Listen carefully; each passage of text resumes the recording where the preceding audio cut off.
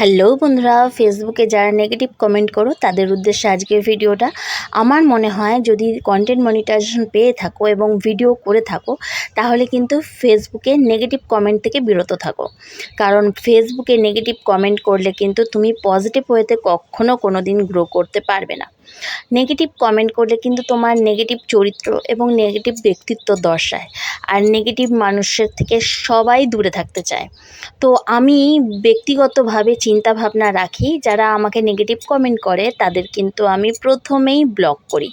কারণ দুষ্ট গরুর চেয়ে শূন্য গোয়াল অনেক ভালো। আমি ফলোয়ার্সের পিছনে ছুটি না, ভিডিও করতে ভালোবাসি তাই ভিডিও করি, এবং আমার সামনে নতুন বন্ধুরা আসলে আমি তাদেরকে ফুল সাপোর্ট করি।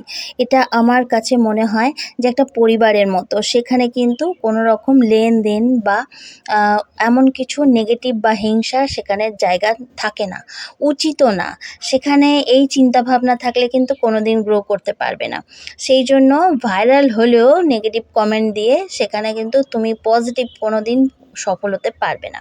তো যদি মনে হয় যে নিজের ভিডিওকেও ভাইরাল করবে, নিজে পজিটিভ ওয়েতে গ্রো করবে, সবাই তোমার পাশে থাকবে, সাথে থাকবে, তো সেরকম ধরনের কমেন্ট করবে যেখানে কাউকে অন্তত নিরুৎসাহ বা ডিসকারেজমেন্ট না আসে।